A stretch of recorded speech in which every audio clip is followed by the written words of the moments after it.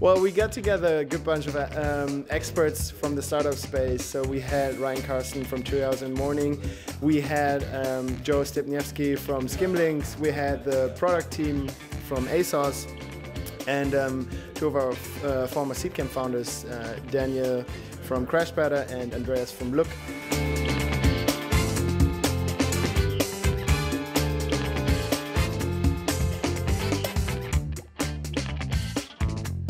The first thing you have to do to raise money is put yourself in the shoes of your potential investors. And imagine that you were being approached by yourselves, and they want to see that the idea has traction, and they want to see that you have some way of making money. And then thirdly, they're really investing in you as people. So our company, everyone works Monday to Thursday, and the office is closed on Friday. And so I think we're a good example of, like, you can succeed without, you know, dying for your startup. I think early on you have to bleed for your startup, but that doesn't mean you have to sacrifice your family or your health. I think that that's a lie.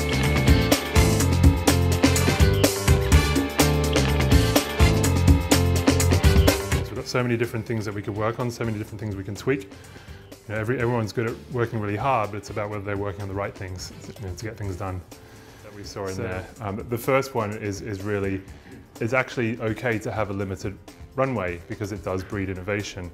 When you know you're going to be running out of money in December 2008, there's no investors around, what are you going to do with your business model? You might actually tear that business model down and rebuild it and look for something new out of that. And secondly, don't get too emotionally attached to your idea, especially your first idea or your initial idea, especially if you're the product guy and you're the one who's investing all this time and effort into this idea. And the amount of features and functionality that we built, it was extremely hard to let this thing go. It was heartbreaking to let it go. But if we hadn't pivoted, we'd be in the dead pool by now.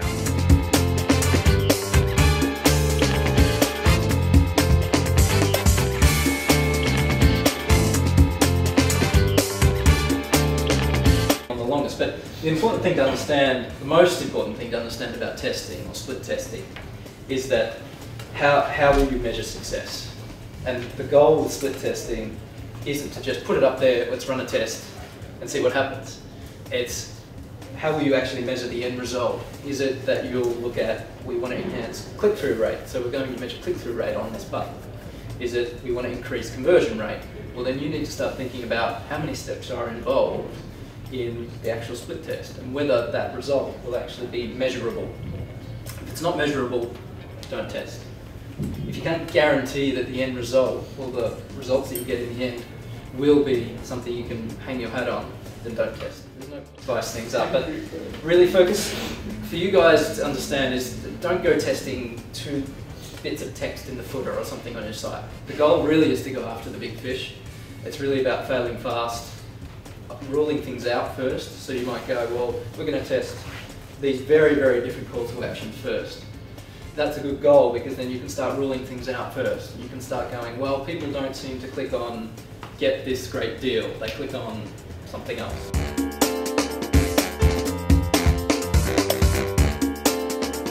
You know, you look at the two products and you think, well, we've both got the same bells and whistles. We're both like, you know, how come they can do that, you know, get that exponential hockey stick type growth.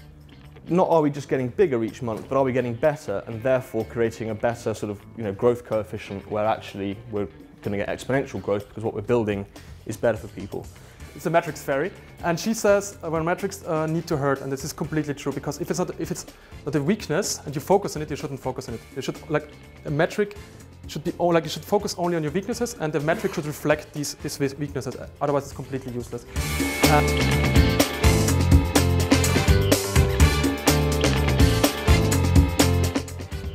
Very good. Effectively, we learned some tips that I don't think you can get out of any normal conversation. So get the guys to actually share what they were able to do and how they got over certain hurdles was just great. And Seedcamp is amazing. Yeah, I mean, 100%. I was saying, I don't think the companies actually know how lucky they are. You know, I have a little more experience than most of the guys here, and I know how valuable this kind of stuff is, and it's hard to know when you're starting off, but these kind of connections and the stuff you're talking about taking them to South by and meeting people, I mean, that stuff's just pure gold. I think I might come along. It's nice to know that, you know, whether you're a startup like two people or you're a team of 15 and 20 funded, like everyone has problems and you got to solve them. It has been a really good event and a really good experience to learn a lot of and change the direction of my company.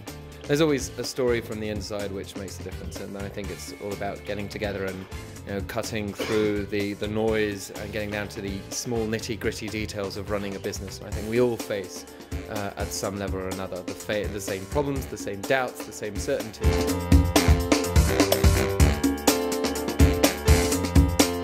It was fantastic, I have to admit, and I'm very much looking forward for the next meeting.